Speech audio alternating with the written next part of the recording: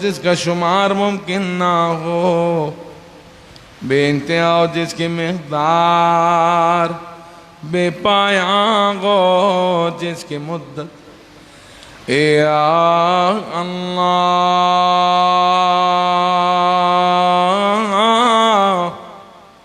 تو قائم کر ان کے ذریعے سے حق کو، مٹا دے ان کے ذریعے سے باطل کو، رہنمائی فرما ان کے ذریعے سے اپنے دوستوں کی، ذلیل کر ان کے ذریعے سے اپنے دشمنوں کو، اور رات نہ قائم کر یا اللہ ہمارے ان کے درمیان جو منتہا ہو، ملا دے ان کے آبا و اصل سے، ہمیں قرار دے ان میں سے جو متمسک ہوں ان حضرات کے دامن سے، جو زیر سایہ ہوں ان حضرات کے، تو ہمیں توفیق عطا فرما اس کی کہ ہم ادا کریں۔ اے خدا، اے خدا تو ہمیں توفیق عطا فرما کہ ہم ادا کریں اپنے امام کے حقوق کو، کوشش کریں ان کی اطاعت میں، پرہیز کریں ان کی مخالفت سے۔ احسان فرما ہم پر، احسان فرما ہم پر، ان کو راضی کر کے نصیب فرما ہمیں ان کی حضرت کی مہربانی، رحم، دعائے خیر ہم حاصل کر لیں، جس کی وجہ سے تیری وسیع رحمت کامیاب ہو جائیں تیرے نزدیک۔ قرار دے ہماری نمازوں کو اے پروردگار، قرار دے ہماری نمازوں کو امام کے صدقے سے قابل قبول فرما، امام کے طفیل ہمارے گناہوں کو قابل بخشش فرما، امام کے صدقے میں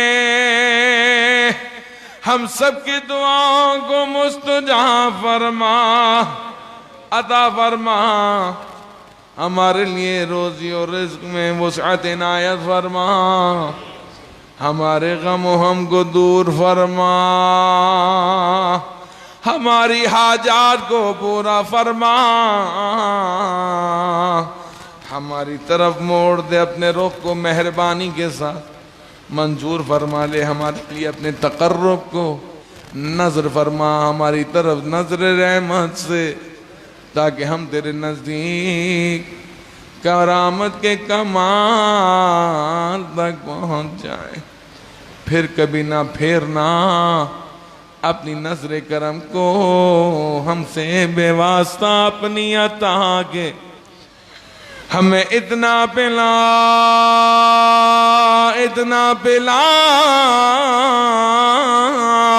اتنا پلا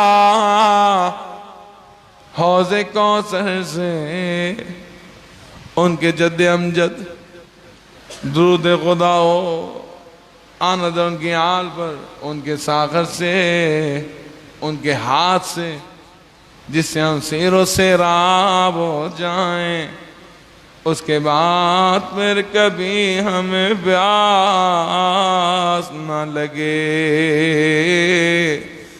برحمتک یا ارحم الراحمین۔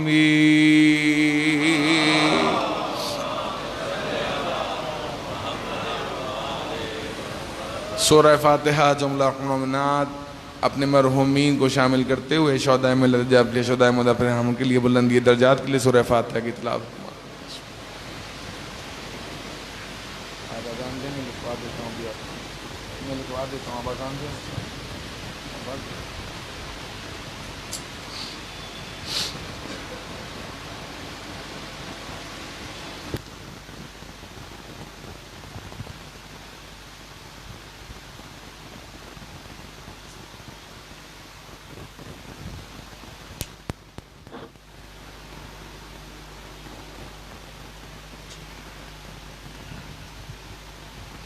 أعوذ بالله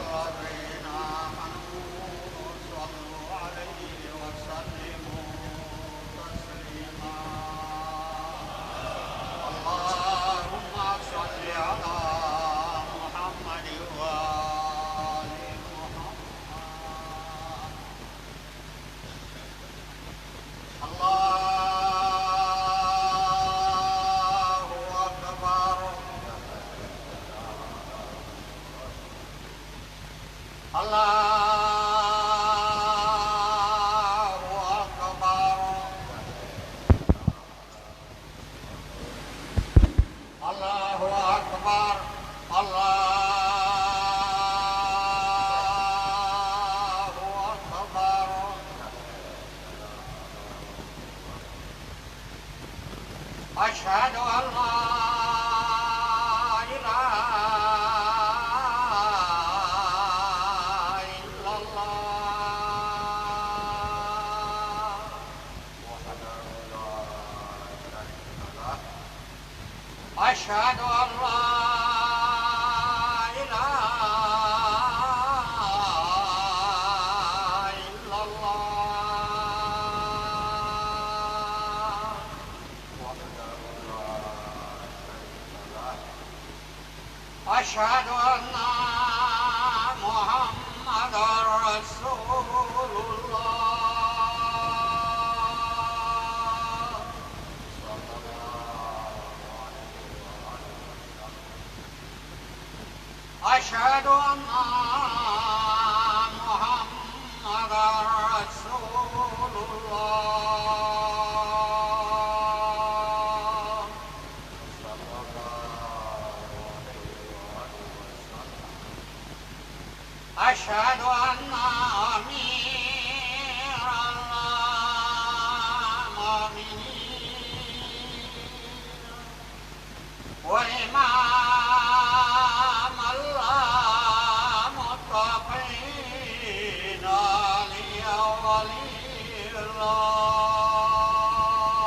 الله وسيع رسول الله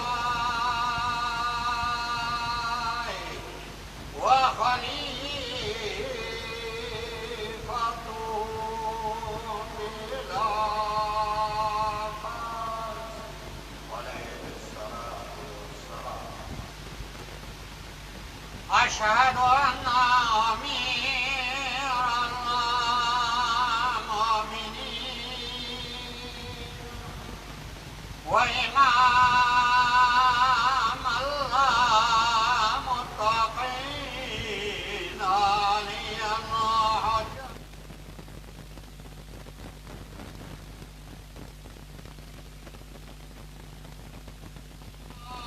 رسول الله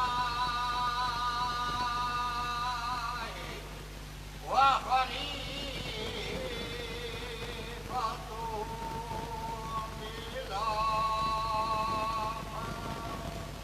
عليه الصلاة والسلام حي على الصلاة حي على الصلاة حي على الفلاح حي على الفلاح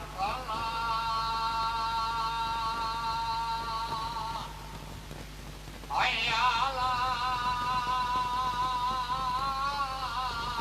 خير العمل حي على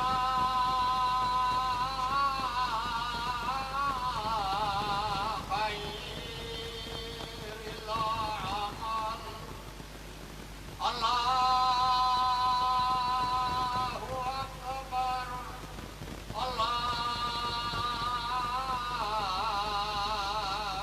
أكبر لا إله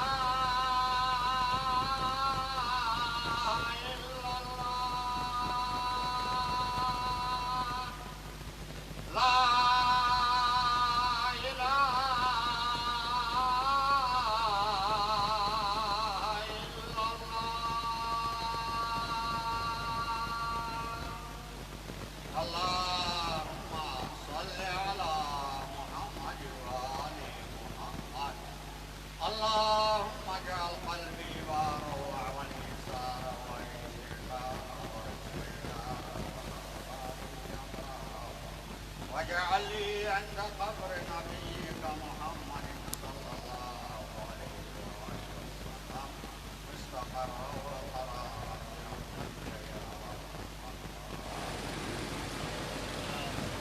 برائے خوشنودی امام آخر الزمان و آواز بلند نعرہ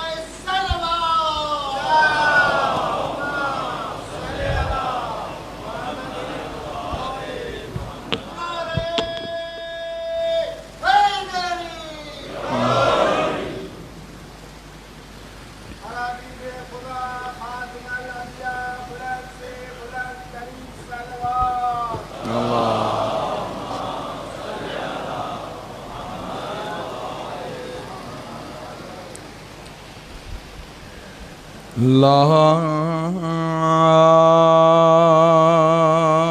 حول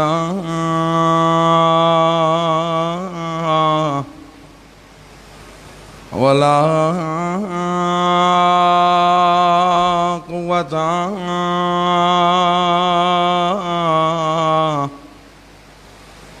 إلا بالله العلي العظيم. أعوذ بالله من الشيطان الرجيم. بسم الله الرحمن الرحيم. الحمد لله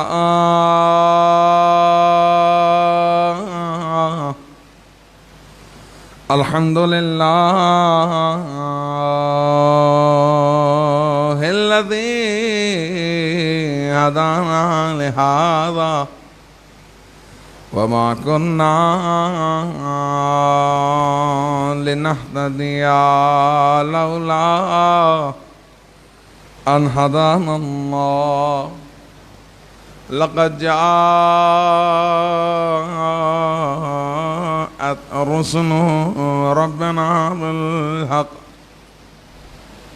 والصلاة والسلام وتحية والإكرام على سيد الأنبياء والمرسلين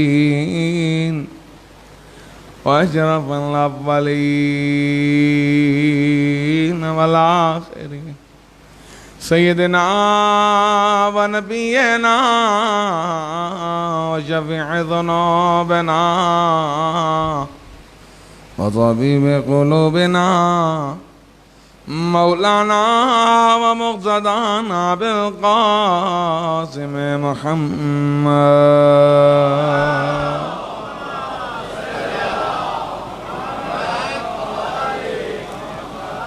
وعلى أهل بيته الطيبين الطاهرين المعصومين المظلومين ولعنة الدائمة على أعدائهم أجمعين من الآن إلى قيام يوم الدين. أما بعد فقد قال الله تبارك وتعالى في محكم الكتاب الكريم. بسم الله الرحمن الرحيم.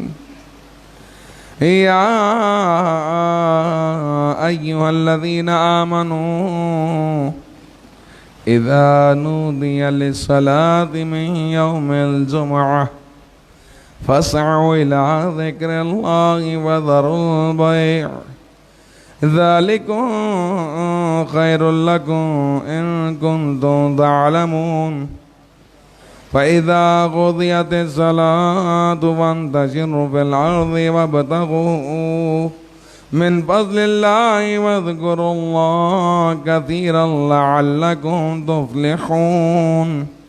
وإذا رأوا تجارة أو لهوا انفضوا إليها وتركوك قائما قل ما عند الله خير من اللهو ومن التجارة والله خير الرازقين.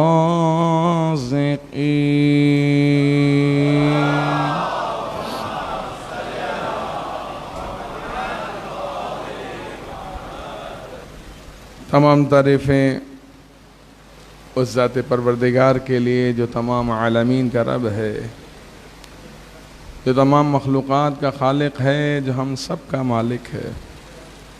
وہی ہے جو لائق حمد و ثنا ہے. اسی کے قبضہ قدرت میں ہم سب کی جان ہے. اسی کے حکم سے ہم اس دنیا میں آئے ہیں اور اسی کے حکم سے ہم اس دنیا سے لوٹ کر چلے جائیں گے.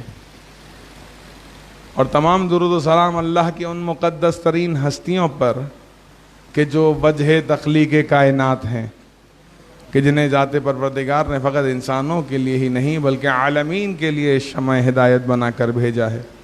عظمت اہل بیت علیہ السلام پر مل کر بآواز بلند صلوات پڑھ لیجیے. اللہ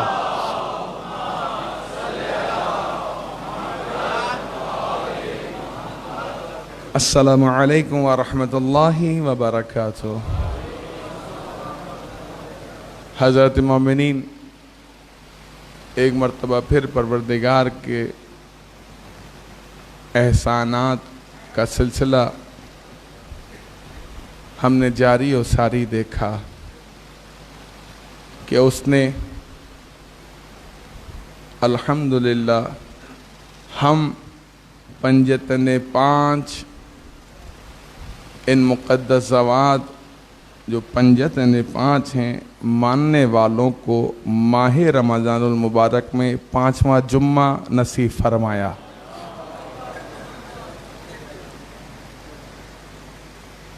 یہ خدا کے احسانات ہیں کہ وہ ہماری توفیقات میں اضافہ کرتا ہے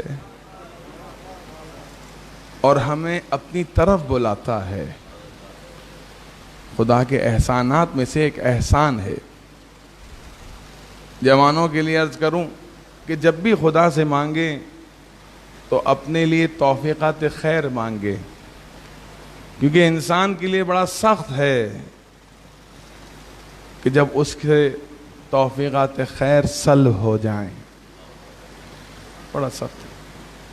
اور یہ وہ ایام ہیں جو ایام بیض ہیں، روشن دن، جن کی راتیں نورانی راتیں، رحمانی راتیں، برکتی راتیں. ماہ مبارک رمضان کا آج آخری دن اور نصیب ہمارا کہ پروردگار نے ہمیں خوش نصیبوں میں قرار دیا کہ آخری دن جمعۃ المبارک یعنی الوداعی جمعہ قرار پایا. اب جب یہ سعادت پروردگار نے بخشی تو اس کو حفظ کرنا ہماری ہی ذمہ داری ہے، اس کو محفوظ کر لینا ہماری ذمہ داری ہے. اور انسان کس طریقے سے اس کی برکات اور اس کے فیوز کو حاصل کر سکتا ہے، آج کے دن کی اہمیت کو سمجھے، اپنے آپ کو مشغول بعبادت رکھے، ترک گناہ کرے، حرام کاموں سے اجتناب کرے اور اطاعت پروردگار میں آج کے دن مشغول رہے تو گویا اس نے آج کے دن کی برکات اور فیوز کو پا لیا. ماہ رمضان المبارک جہاں اپنے اختتام پر پہنچ گیا، یعنی آج آخری ماہ رمضان المبارک کا روزہ نصیب ہوا تو اگلے سال زندہ رہے تو پھر ماہ رمضان المبارک نصیب ہوگا. نہ جانے نصیب ہوگا یا نہیں ہوگا. اسی لیے خدا سے یہ دعا کرنی چاہیے، پالنے والے اگر تو نے اس ماہ مبارک میں ہمیں معاف نہیں کیا تو آج کے دن کی برکت سے اور محمد و آل محمد کے صدقے میں ہمیں معاف فرما. اور اگر اس ماہ مبارک میں ہمارے گناہ بخشے نہ گئے تو ہمیں آئندہ سال ماہ مبارک ماہ رمضان کہ یہ راتیں اور یہ ایام اپنی ایسی عبادت میں ہمیں مشغول فرما جو ہمارے گناہوں کی تلافی کا سبب بن جائیں۔ ماہ مبارک رمضان کا یہ جمعہ، جس کو جمعۃ الوداع، جو کہ آخری جمعہ ہے اور آخری روزہ اور آخری دن، اگر آج بھی انسان اپنے آپ کو آمادہ کر لے، قرب الہی اختیار کر لے، گناہوں سے اجتناب کرے، تو خدا وہ ہے جو ایک سجدے سے بھی راضی ہو جاتا ہے۔ خدا تو وہ ہے جو ایک سجدے سے بھی راضی ہو جاتا ہے۔ لہذا جب عبادت کریں تو روح عبادت کے ساتھ انجام دیں۔ ماہ مبارک رمضان کا یہ آخری جمعہ، اسی مناسبت سے سورہ جمعہ کی آخر کی چند آیات کو آپ کی خدمت اقدس میں تلاوت کرنے کا شرف حاصل کیا۔ موضوعات زیادہ ہیں، لہٰذا بغیر کسی تمہیدی گفتگو کے سورہ جمعہ کی آیت نمبر 9 کو آپ کی خدمت میں تلاوت کیا۔ اس کا شروع کے چند جملے میں تبرکاً تلاوت کر رہا ہوں، اس کے بعد فقط اردو ترجمے پہ اکتفا کریں گے۔ بسم اللہ الرحمن الرحیم۔ یا ایھا الذین آمنوا اذا نودی للصلاۃ، اے ایمان لانے والوں۔ یہ جو لفظ ہے نا، یا ایھا الذین آمنوا، اس میں بہت گہرائی ہے۔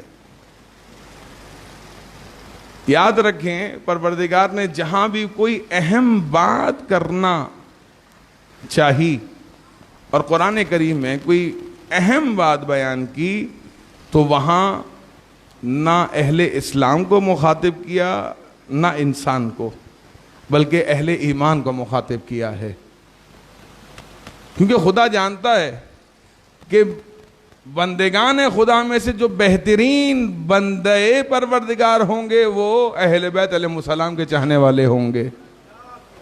اسی لیے پروردگار نے اہل ایمان کو مخاطب کر کے کہا یا ایھا الذین آمنوا۔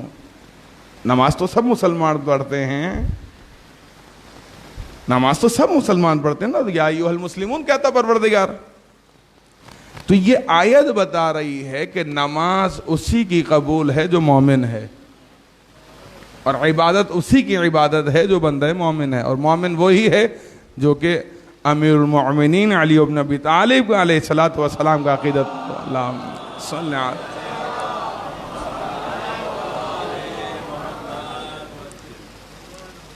کیا پروردگار ارشاد فرما رہا ہے؟ اے ایمان والوں، اے اہل ایمان،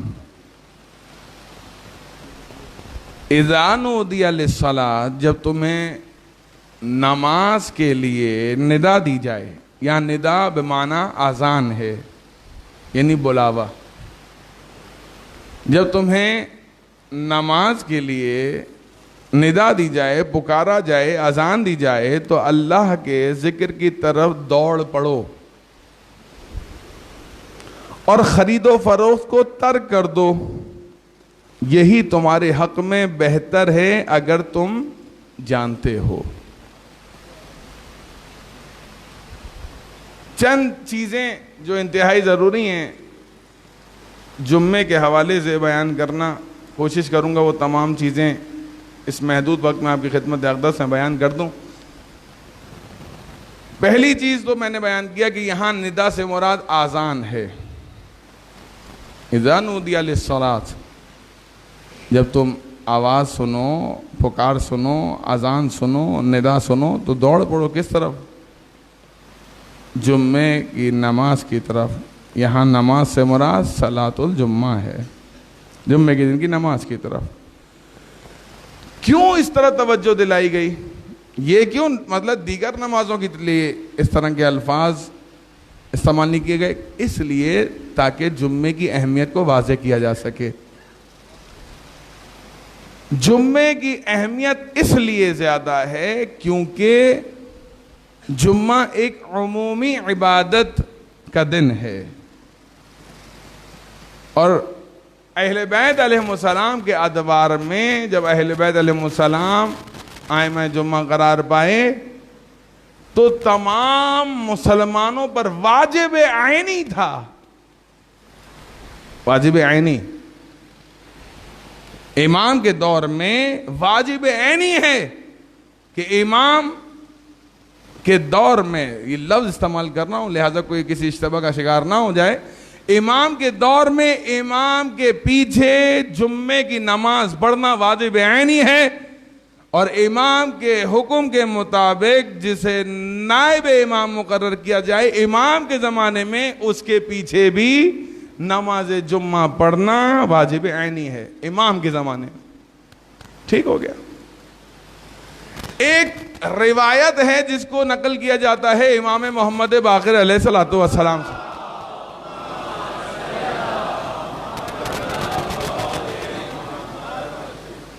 اس کو توجہ سے سماعت فرمائیے، اس نقطے کو جو میں بیان کرنے جا رہا ہوں۔ روایت کیا ہے کہ بعض ہمارے دوستدار آنے اہل بیت، یعنی بعض ہمارے شیعہ اہل بیت کے چاہنے والے، وہ نفرین کرتے ہیں نماز جمعہ پڑھانے اور پڑھنے والوں پر۔ غیروں کی بات نہیں کر رہا ہوں، اپنی بات کر رہا ہوں۔ اور کس روایت کو پیش کرتے ہیں؟ امام محمد باقر کی روایت کو۔ کیا روایت؟ کہ امام نے لعنت کی ہے نماز جمعہ پڑھانے والوں پر۔ صحیح ہے؟ عجیب بات ہے، جب کسی کو ہارٹ اٹیک ہوتا ہے تو کہاں جاتا ہے؟ ہاسپٹل جاتا ہے نا، موچی کے پاس کیوں نہیں جاتا؟ چلے موچی کے پاس نہ جائے، نائی کے پاس چلا جائے۔ نائی کے پاس تو اس طرح ہوتا ہے، ڈاکٹر بھی تو کاٹتا پیٹتا ہے نا، اس طرح نائی کے پاس بھی ہوتا ہے، نائی کے پاس جائے نا، وہ بھی کاٹ پیٹ کے کچھ کر لے گا؟ نہیں، وہاں عقل پوری کام کر رہی ہوتی ہے کہ جو اس کا متخصص ہے، اسپیشلسٹ ہے، ہمیں وہیں جانا ہے۔ لیکن جب دین شناسی کی بات آتی ہے، جب روایات سمجھنے بیان کرنے کی بات آتی ہے، تو ہر غیرہ روایات کو پڑھنا اور بیان کرنا شروع ہو جاتا ہے اپنی طرف سے۔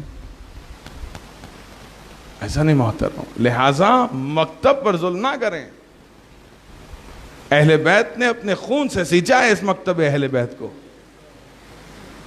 اس پہ قدغن لگانے کی کسی بھی شخص کو اجازت نہیں۔ شیعت سے کوئی تعلق نہیں ہے جو شیعت کے عقائد کو، شیعت کے چہرے کو مسخ کرے۔ یہ روایت جانتے ہیں کس کے لیے؟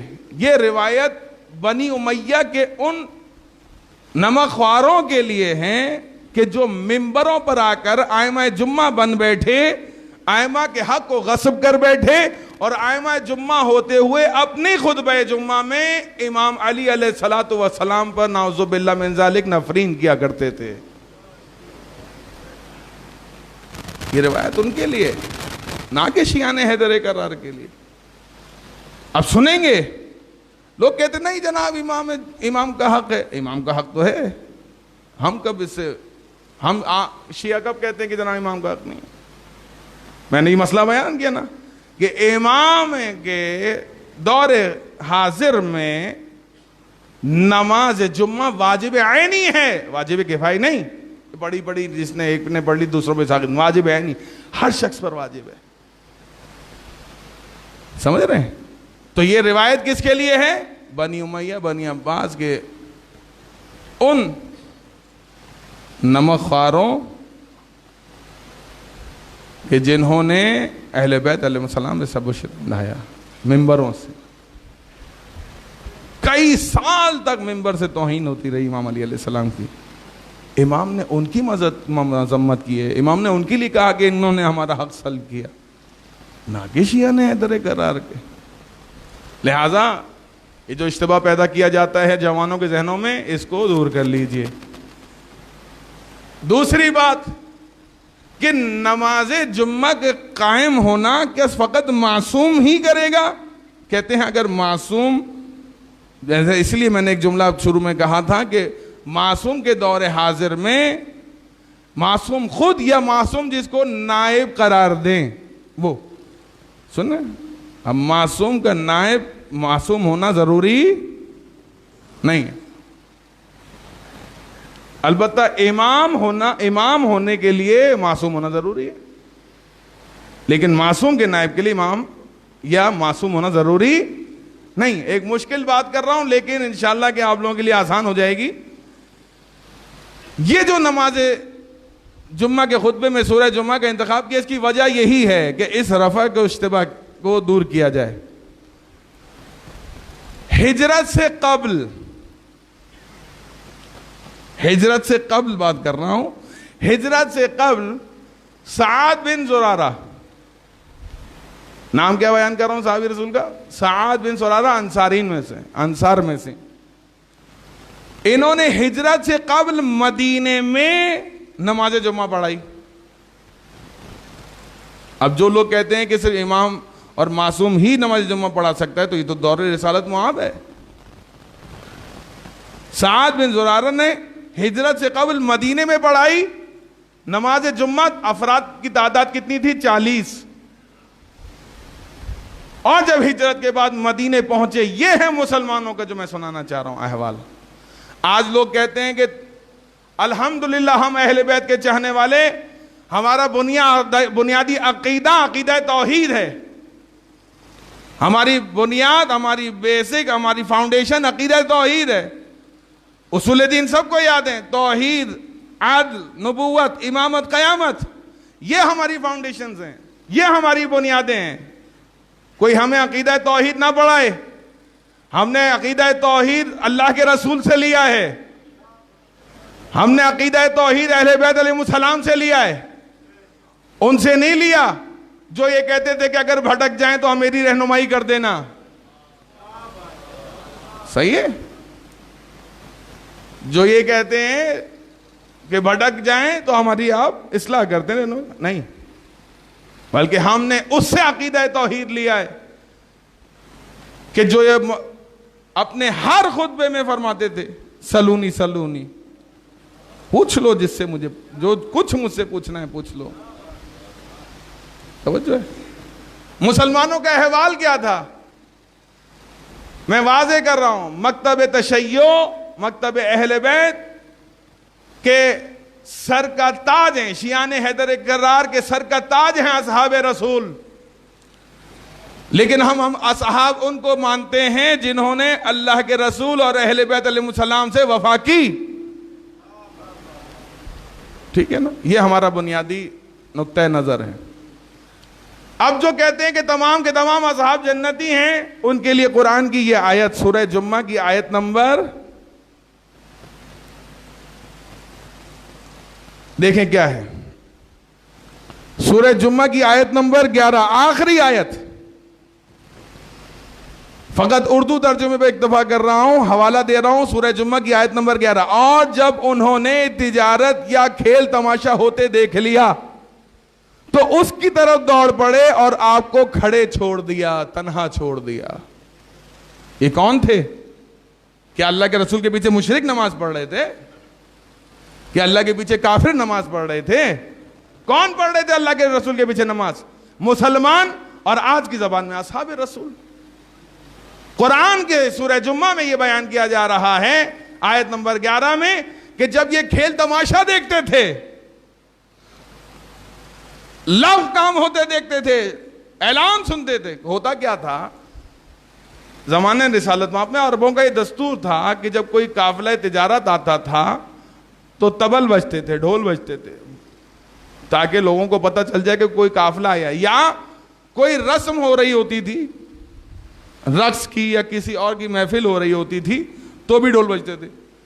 اللہ کے رسول، زمانہ اللہ کے رسول کا ہے، ہجرت سے پہلے نماز پڑھا رہے ہیں سعد بن زرارہ، 40 افراد ہیں. اور ہجرت کے بعد جب مدینے میں اللہ کے رسول پہنچے نماز جمعہ کی اقتدا کرنے کے لیے، نماز پڑھانے کے لیے، اور جب نماز پڑھائی، نماز شروع ہوئی، طبل بجا، ڈھول بجا، سب نے نماز کو چھوڑ دیا اور فرار ہو گئے. رسول کو چھوڑ کر فرار ہو گئے. یہ میں نہیں کہہ رہا ہوں، آپ نہیں کہہ رہے ہیں. یہ قرآن کا عقیدہ ہے. کہتے ہیں 12 اصحاب، کیا شان ہے، 12 اصحاب. جو تھے وہ کھڑے رہے، بقیہ سب فرار ہو گئے. تو اللہ نے 12 کو کتنی عزت بخشی ہے. جب رسول کے جانشین قرار دیے تو بھی 12، اور جب رسول کے اصحاب باوفا کو شمار کیا تو بھی 12. توجہ ہے آپ کی. کہتے ہیں یہ چند اصحاب کھڑے رہے، باقی سب فرار ہو گئے. تو یہ آیت نازل ہوئی کیا؟ وَإِذَا رَأَوْا تِجَارَةً أَوْ لَهْوًا انفَضُّوا إِلَيْهِ. کیا کرتے ہو جب لاکھ چیزیں ہوتی ہیں، رقص و کے محفلیں ہوتی ہیں یا تجارت کے تم کیا کرتے ہو؟ فرار اختیار کرتے ہو. کہاں آپ وہ چھوڑ کر جاتے ہیں. قُلْ مَا عِنْدَ اللَّهِ خَيْرٌ مِّنَ اللَّهْوِ وَمِنَ التِّجَارَةِ. کہہ دیجئے اے اللہ کے رسول، ان سے کہہ دیجئے جو کچھ اللہ کے پاس ہے وہ کھیل تماشے اور تجارت سے کہیں بہتر ہے. جس کے پیچھے تم دوڑ رہے ہو نا، اس سے کہیں بہتر ہے جو اللہ کے پاس ہے. اللہ بہترین رزق دینے والا، اللہ بہترین رزق دینے والا. عزیزان محترم، لہذا نماز جمعہ کا اجتماع ایک اہمیت کا حامل ہے اہل بیت کی نگاہ میں. لہذا اس کو کبھی فراموش نہیں کرنا چاہیے. اور جو لوگ اس کو فراموش کرتے ہیں تو پھر وہ بہت سی سعادتوں سے تو محروم ہوتے ہیں، پھر ان کا نام بدبختوں میں شمار ہو جاتا ہے، بد نصیبوں میں شمار ہو جاتا ہے، ان کی تقدیر بگڑ جاتی ہے. عزیزان محترم، لہذا اسی سے متعلق کہ جب ندا سنو آذان کی، یعنی جمعے کی نماز کی، تو جمعے کی نماز کی طرف بڑھو. کاروبار کو ترک کر دو، تجارت کو ترک کر دو، اور دیکھو نماز کی طرف دوڑ پڑو. اور جب نماز پڑھ لو تو آیت نمبر 10 سورہ جمعہ، فَإِذَا قُضِيَتِ الصَّلَاةُ فَانْتَشِرُوا. تو کیا ہو؟ جب نماز پڑھ لو تمام ہو جائے تو اپنے کاموں کی طرف زمین میں بکھر جاؤ. کہاں؟ کس طرف کہا؟ کس طرف بکھر جاؤ؟ اللہ کی محفلوں کی طرف، گناہوں کی طرف نہیں، اپنے امور واجبی کی طرف جو تم پر واجب ہے. کہتے ہیں اس سے ہوگا کیا؟ کہا اللہ کا فضل تلاش کرو. جب تم بکھرو تو اللہ کا فضل تلاش کرو. اس سے ہوگا کہ تم نجات یافتہ ہو جاؤ گے، فلاح پا جاؤ گے. عزیزان محترم، لہذا آج کا دن جو جمعۃ الوداع، ایک جملہ فقط اس کے لیے کہہ دوں کہ پورے سال میں بہت سی تاریخیں جو ہے وہ نیک ہیں، خوشبخت ہیں، بشارت دیتی ہیں، خوشی کی تاریخیں. مطلب 13 رجب ہے، 3 شعبان ہے سیدھا. لیکن ایک چیز واضح ہے کہ تمام مہینوں میں، سال کے تمام مہینوں میں بہترین مہینہ شہر اللہ ماہ رمضان. سال کے دنوں میں بہترین دن ماہ رمضان المبارک کے دن. پورے سال میں بہترین راتیں ماہ رمضان المبارک میں شبہ قدر، اور پورے سال میں جو دن ہوتے ہیں اس میں بہترین دن جمعہ ہوتا ہے، اور سال بھر میں جو بہترین دن قرار پاتا ہے وہ ماہ رمضان المبارک کا جمعۃ الوداع قرار پاتا ہے. تو ماہ رمضان المبارک میں جمعے کے دن جو آخری الوداعی جمعہ ہے، اس دن اللہ کے رسول نے جناب جابر کو ایک دعا تعلیم فرمائی، جس کا ترجمے کا خلاصہ میں نے شروع میں بیان کیا. آئیے ہم اس دعا کو پڑھتے ہیں. مختصر سے جملے ہیں، تاکہ خداوند کریم اس دعا کی برکت سے ہمیں اس دعا کی تاثیر سے مستفید فرمائے. میں پڑھ رہا ہوں اس جملوں کو میرے ساتھ دہرائیے. بسم اللہ الرحمن الرحیم. اللہم لا تجعلہ آخر العہد من صیامی لشہر رمضان وَأَعُوذُ بِكَ أَن يَطْلُعَ فَجْرُ هَذِهِ اللَّيْلَةِ إِلَّا وَقَدْ غَفَرْتَ لِي. اور وہ دعا جس کو اللہ کے رسول نے آج کے دن پڑھنے کی بہت زیادہ تاکید فرمائی ہے اس کو پڑھتے ہیں. بسم اللہ الرحمن الرحیم. اللہم لا تجعلہ آخر العہد من صیامنا ایاہ فإن جعلتہ فاجعلنی مرحوما ولا تجعلنی محروما. اس کا ترجمہ آپ لوگوں کے لیے بیان کروں, اس کا خلاصہ پہلے بیان کر چکا. اے اللہ, رمضان کے اس مہینے کے روزے میرے لیے آخری روزے قرار نہ دینا, بس اگر تو ایسا کرے تو مجھ پر رحم فرما اور رحمت سے محروم کیا ہوا نہ بنا. یہ وہ اللہ کے رسول کی دعا جو ابھی آپ نے تلاوت کی. دعا ہے کہ پروردگار ہم سب کے اور کل مومنات کے حق میں اس کو اپنی بارگاہ میں قبول فرمائے. اب چند چیزیں کل آنے والے دن کی مناسبت سے آپ کی خدمت میں بیان کروں. یعنی آج کا دن جب گزرے گا, شب آئے گی اور آنے والا دن. کہتے ہیں آج کی شب جو یکم شوال کی شب ہوگی, شب عید ہوگی, شبہائے قدر کے بعد سب سے زیادہ فضیلت والی رات ہے. لہذا آج کی شب کے کچھ اعمال ہیں. ان اعمال میں سے ایک غسل ہے اور زیارت امام حسین ہے. ایک 2 رکعتی نماز ہے جو کہ مولا متقیان علی بن ابی طالب علیہ السلام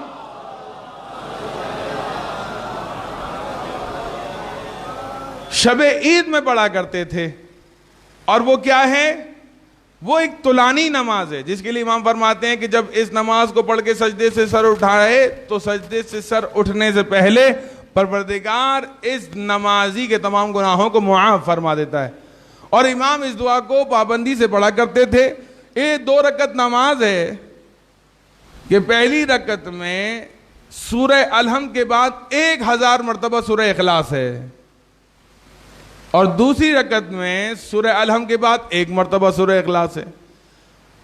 اب آپ لوگ مجھے بہت حیرت سے دیکھ رہے ہیں کہ مولانا صاحب اگر ہم نماز پڑھیں گے تو بیگم بچوں کو شاپنگ کرانے کب لے جائیں گے مثلاً؟ احسان, آج کی رات شاپنگ کی رات نہیں ہے. شاپنگ جو ہے پہلے کر لینی چاہیے. آج کی رات عبادت کی رات ہے. اور سب کوئی شارٹ کٹ طریقہ بتائیں. جی, امام ہماری طبیعت کو جانتے ہیں, اسی لیے امام نے کہا یہ نماز میں پڑھتا تھا. ٹھیک ہے, 1000 سورہ توحید 1000 مرتبہ پہلی رکعت میں پڑھنا اور دوسری مرتبہ 1 مرتبہ. کہتے ہیں یہ میں پڑھتا تھا. تمہارے لیے کیا ہے؟ کہا تم 100 مرتبہ پڑھ لو کافی ہے.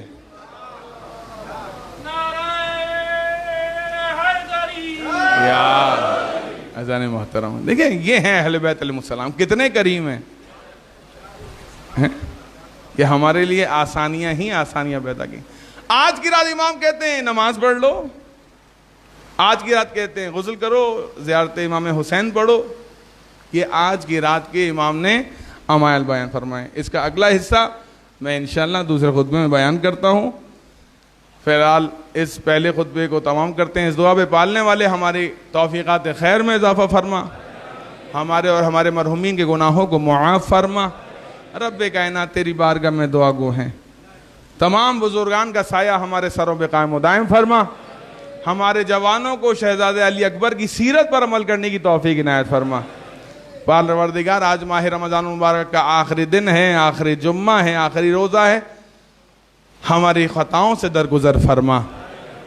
اے رب کائنات ہمارے عبادتوں کو، اعمال کو، ماہ رمضان کے روزوں کو، بالخصوص شبہ قدر کی عبادتوں کو اپنی بارگاہ میں قبول فرما۔ جو بے گناہ اسیر ہیں ان سب کو رہائی عطا فرما، دشمنان اہل بیت، دشمنان اسلام، دشمنان پاکستان کو نیست و نابود فرما، مقامات مقدسات کی حفاظت فرما۔ پالنے والے تیری بارگاہ میں خصوصی طور پر دعا کرتے ہیں، مرنے سے پہلے تمام ائمہ علیہ السلام کی زیارات نصیب فرما، مرنے کے بعد قبر میں امام حسین کی زیارت و شفاعت نصیب فرما، ہمیں اہل بیت علیہ السلام کی محبت میں زندگی جینا، امام حسین کی عزاداری میں موت نصیب فرما، اپنی آخری حجت کے ظہور میں تعجیل فرما، ہمیں امام کے ادنا ترین غلاموں میں شمار فرما۔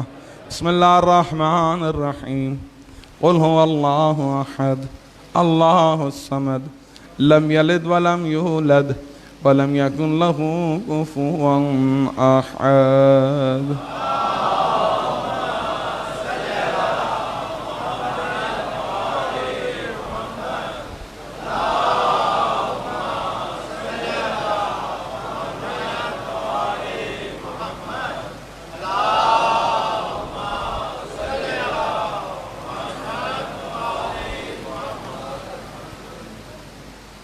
اعوذ باللہ من الشیطان الرجیم، بسم اللہ الرحمن الرحیم،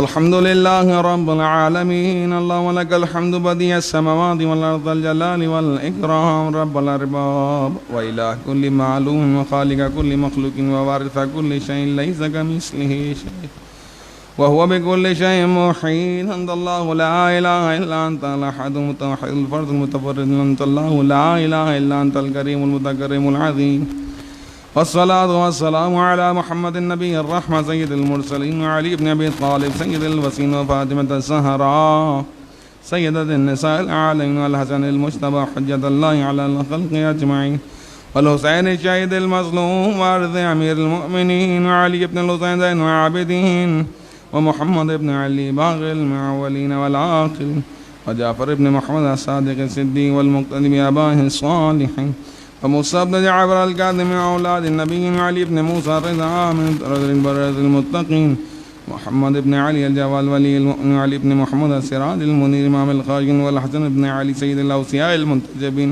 والخلف القائم المهدي المنتظر الحجة بعد هواه على خلقه أجمعين، المؤدي النبي وارث علم الماضين من الوسين الذي ببقاء بقية الدنيا وبهم رزق الورى وبجوده ثبت الأرض والسماء وبيم الله أرزاق قسطا وعدلا كما ملي ظلم وجور عجل لنا اللهم ذورا وإنهم يرونه بعيدا ونراه قريبا برحمتك يا أرحم الراحمين۔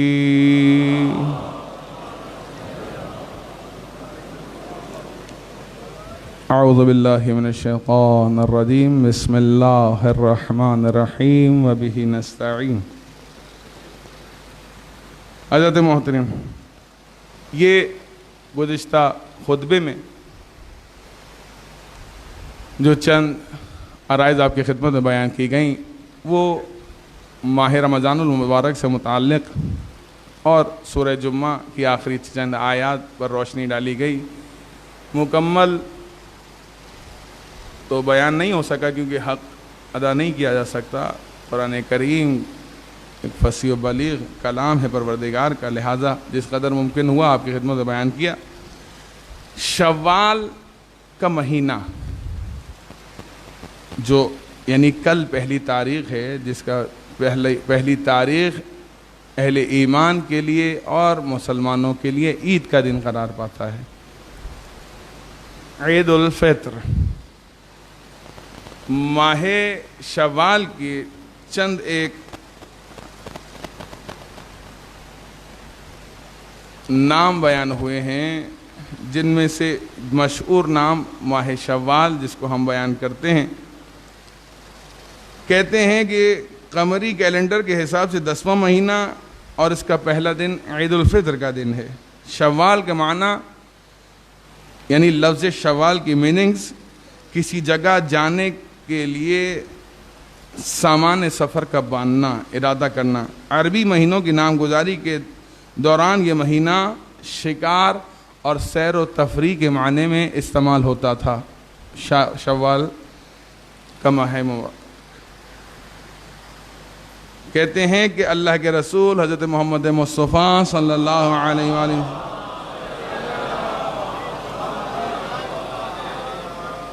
اللہ کے رسول ارشاد فرماتے ہیں کہ اس کا نام شوال اس لیے رکھا گیا کیونکہ اس ماہ مبارک میں چونکہ اللہ کے رسول مبارک قرار دے رہے ہیں تو مبارک ہے. مومنین اور مومنات کے گناہ معاف کیے جاتے ہیں، لہذا اس کا نام شوال رکھا گیا. چند چیزیں جو بیان کرنا مقصود ہے. عید الفطر کے دن ہم کیا کریں؟ شب میں تو بتا دیا آپ کو شب عید میں کیا کرنا ہے. عید الفطر کے دن کیا کریں؟ کہتے ہیں کہ غسل کرنا. ایک مسئلہ جو میں نے گزشتہ جمعے بتایا تھا اس کے صرف اشارہ کر رہا ہوں، تفصیل کی طرف نہیں جاؤں گا.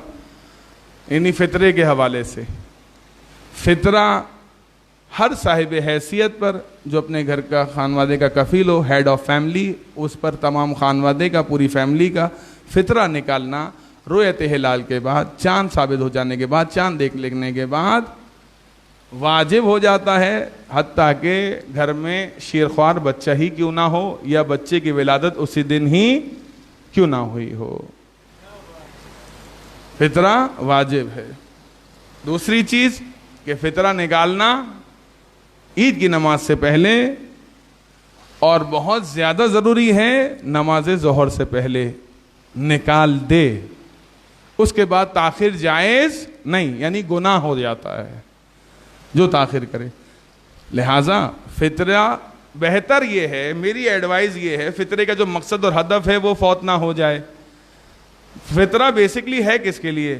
تاکہ جو فقیر اور مسکین مسلمان ہیں، مومنین ہیں، وہ آپ کی طرح عید بہتر منا سکیں، اپنے بچوں کو لباس دلا سکیں، اچھا کھانا کھا سکیں، اپنے گھر میں آمادگی کر سکیں. لیکن یہ ہوگا کب؟ جب ہم ان کو فطرہ پہنچائیں گے تب. اب فطرہ تو ہم پہنچاتے ہیں عید والے دن، اگر بہت زیادہ توفیق ہو گئی، یا دوسرے دن، یا تیسرے دن، یا 1 مہینے بعد، یا شاید 2 مہینے بعد. بھائی نکال دیا تھا، نکالنا واجب تھا، تاخیر کرنا حرام، تاخیر کرنا جائز نہیں ہے. بعض لوگ کہتے ہیں، جتنے بیٹھے ہوئے انتظامیہ کے لوگ جو مساجد امام بارگاہ کے انتظامیہ وہ سن لیں. بعض لوگ چندہ طلب کرتے ہیں، کہتے ہیں اپنے مولانا صاحب کو کہ مسجد کی تعمیر کے لیے اعلان کریں، فطرہ ہمیں دے دیں. نہیں، فطرہ مسجد امام بارگاہ اور مدرسے کی تعمیر میں نہیں دیا جا سکتا. فطرہ حق ہے ایک غریب مستحق شیعہ کا، لہذا فطرہ نکالیں اور پہنچائیں. ٹھیک، لیکن یاد رہے بہتر یہ جو میں کہہ رہا تھا کہ میری ایڈوائز ہے وہ یہ کہ ابھی جمعے کی نماز جا کے پڑھیں اور جا کے نکال دیں. جن پر فطرہ واجب ہے، جن پر واجب ہے، سب پر واجب نہیں. جو فقیر شرعی ہے اس پر فطرہ واجب نہیں، لیکن جو نکال سکتا ہے اس پر واجب ہے. تو بہتر یہ ہے کہ وہ ابھی جا کے نکالے، لیکن فطرے کی نیت سے نہیں. جس کو فطرہ دینا چاہتا ہے اپنے خاندان میں سے، عزیز و قارب میں سے، مستحق ہو، گنہگار نہ ہو، کھلم کھلا گناہ نہ کرتا ہو، بے نمازی نہ ہو، خاتون ہے کو دے رہے ہیں تو بے حجاب نہ ہو، اس سے فطرہ دیں اگر وہ مستحق ہے. اور فطرے کی نیت سے نہ دیں، ابھی نماز جمعہ کے بعد جائیں اور اس کو جس کو بھی دینا چاہتے ہیں اسے دیں قرض کی نیت سے. ٹھیک، تکرار کر رہا ہوں اس لیے تاکہ کسی غریب مسکین کی عید ہو جائے.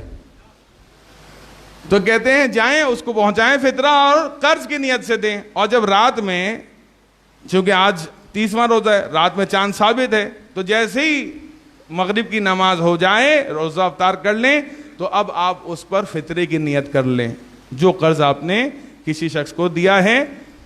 ٹھیک ہے، اس کے اوپر آپ فطرے کی نیت کر لیں. سمجھ گئے؟ جس کے مقروض ہیں اس کو نہیں دینا. بولے چلو میرا تو قرض اتر رہا ہے. نہیں, قرض کی نیت اس لیے کر رہی ہے کیونکہ فطرے کی نیت پہلے کر نہیں سکتے. وہی مولانا صاحب نے کہا تھا قرض کی نیت چلو اپنے جس کے میں مقروض ہوں اس کو دے دوں. نہیں, ایسا نہیں ہو سکتا. ٹھیک ہے, لہذا کس کو دینا ہے؟ فقیر شرعی کو, غریب مستحق کو, شیعہ کو, اس کو دینا ہے. اس کو دیں. آپ ایک قرض کی نیت کر لیں کیونکہ وقت سے پہلے فطرہ نہیں نکالا جا سکتا نا, نیت نہیں کی جا سکتی.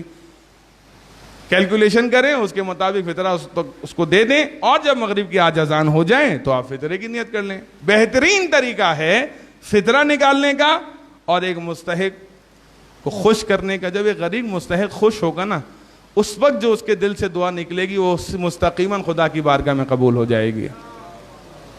توجہ ہے آپ کی؟ لہٰذا یہ زحمت کریں.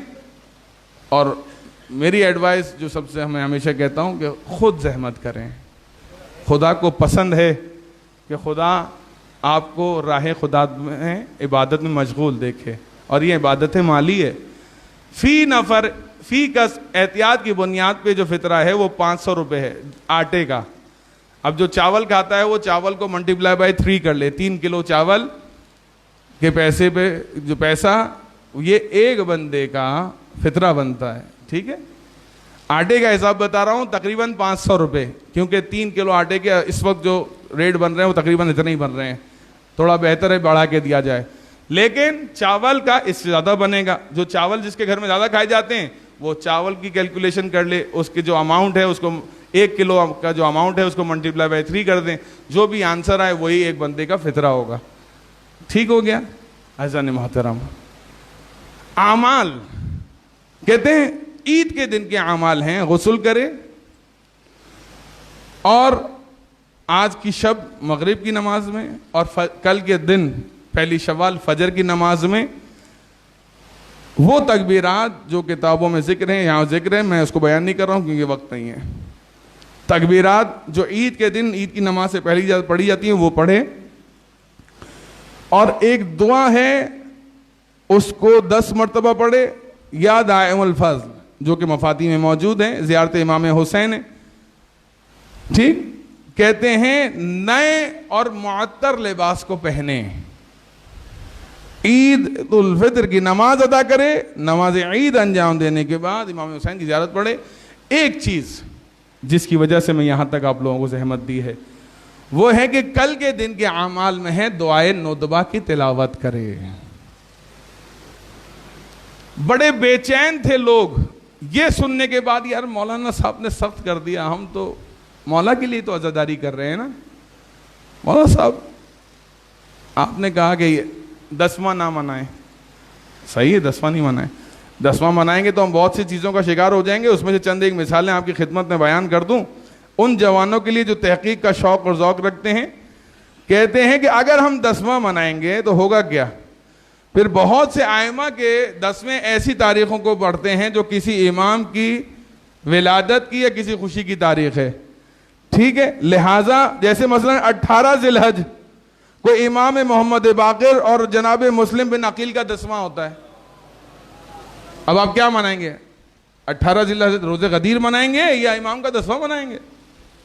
ٹھیک ہے, اسی طرح بہت سی, میرے پاس پوری ایک ہسٹری ہے سال بھر کی تاریخوں کی جس کو میں بیان نہیں کر رہا ہوں. اس میں سے ایک مثال دے دی کیونکہ ہمارے لیے سب سے بڑھ کر جو دن ہے وہ غدیر کا دن ہے. اعلان ولایت علی بن ابی طالب علیہ الصلوۃ والسلام کی ولایت کا اعلان.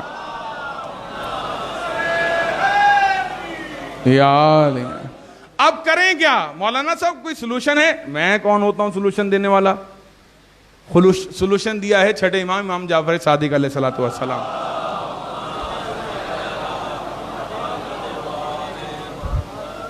کہتے ہیں کہ امام نے اس دعا کو, دعائے ندبہ کو تعلیم فرمایا جو کہ استغاثہ ہے امام زمان سے. ٹھیک ہے, کہتے ہیں امام عید کے دن دعائے ندبہ کی تلاوت کرو. بہت تیزی سے وقت اس کے میں موضوعات آپ کے لیے بیان کر دوں کہ جو موضوعات ہیں کس کے؟ دعائے ندبہ کے. سمجھ میں آ جائے گا کہ ہمیں عزاداری کس طریقے سے کرنی چاہیے. پہلے تو یہ سوچنا چاہیے کہ ہمیں عزاداری اپنی طرح اپنی مرضی سے کرنی ہے یا اہل بیت کی طرز پہ کرنی ہے. تو ہر عاقل کا جواب یہ ہوگا جو طریقہ اہل بیت نے بتایا اس کے طریقے سے کرنی ہے. اب سنیں, کہتے ہیں اس کے عناوین کیا ہیں, مضامین کیا ہیں. میں اس کی تفصیل میں نہیں جا رہا ہوں, فقط اس کے مضامین سن لیجئے. اس کے مضامین میں اللہ رب العزت کی حمد و ثنا, انبیاء علیہ السلام کا تقرر اور ان کی ذمہ داریاں اور ان پر عنایتیں, اور ساتھ میں مولا کائنات علی بن ابی طالب علیہ الصلوۃ والسلام کی جانشینی پر ایک مفصل اور مدلل گفتگو اور بحث کی گئی, اور آپ کے فضائل بیان کیے. دشمنان دین کی بے وفائی, بدبختی اور سنگ دلی کی طرف اشارہ کیا گیا, جنہوں نے پیغمبر اکرم کی صریح حکم کی خلاف ورزی کرتے ہوئے امام علی اور ان کے رہنما فرزندوں کو یہ کے بعد دیگر شہید کیا, اور اس کے بعد خاندان رسالت آخری معصوم امام زمان کے حضور ایک استغاثہ, ایک اظہار عزان محترم. اگر دعائے ندبہ پڑھیں نا تو اس میں آپ کو امام علی کے فضائل بھی ملیں گے اور امام علی کے مصائب بھی ملیں گے. یہ ہے عزاداری کا طریقہ جو چھٹے امام نے بیان فرمایا ہے. تو لہٰذا وہ جوان جو عزاداری سے محبت کرتے ہیں ان کو میں دعوت دیتا ہوں ایسے عزاداری کریں جیسے اہل بیت نے بیان فرمائی. عید کے دن دعائے ندبہ پڑھیں, اس دعائے ندبہ میں مصائب کے جملے جو امام جعفر صادق نے بیان فرمائے, اس سے بہتر مصائب کیا ہوں گے جو امام نے بیان فرمائے, وہ تلاوت کریں. اذان محترم, حق کے اہل بیت ثابت ہے, ثابت, اور اہل بیت علیہ السلام کی مظلومیت اظہر من الشمس کی طرح واضح ہے.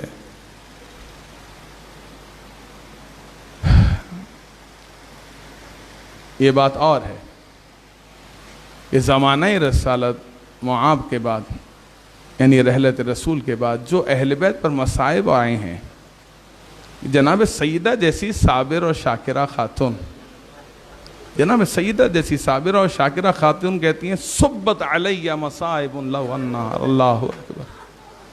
ایسا کیا ہوا کہ جناب سیدہ کو مرثیے کے جملے کہنے پڑے؟ عجب نہیں کہ بی بی جواب دیں کہ بابا کی رحلت کے بعد بابا میری پسلیوں کو توڑا گیا, بابا میرے محسن کو شہید کیا گیا.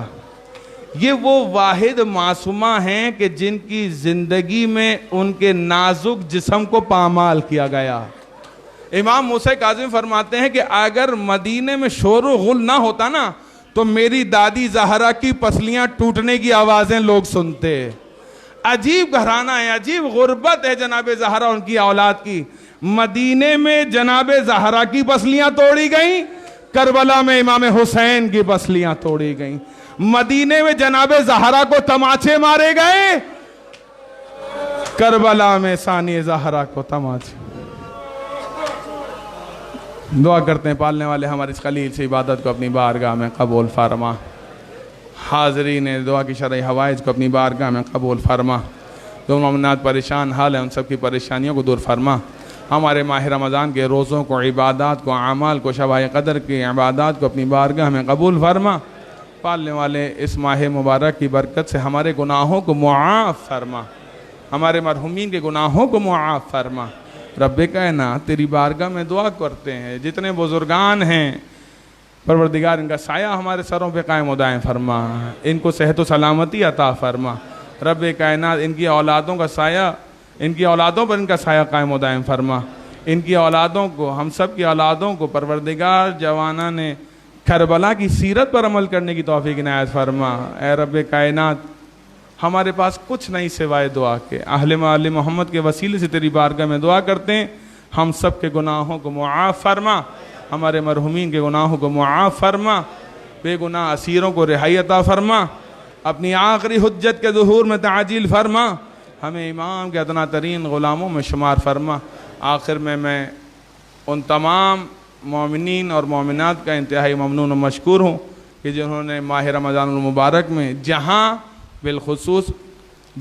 بھی بالخصوص بوترا جامع امام بارگاہ میں, افطار میں, سحری میں, اعتکاف میں مومنین کی خدمات انجام دی, مومنین کے لیے اپنی خدمات فراہم کی, پروردگار ہم سب کی ان سب کی توفیقات خیر میں اضافہ فرما، بر محمد و آل محمد صلوات۔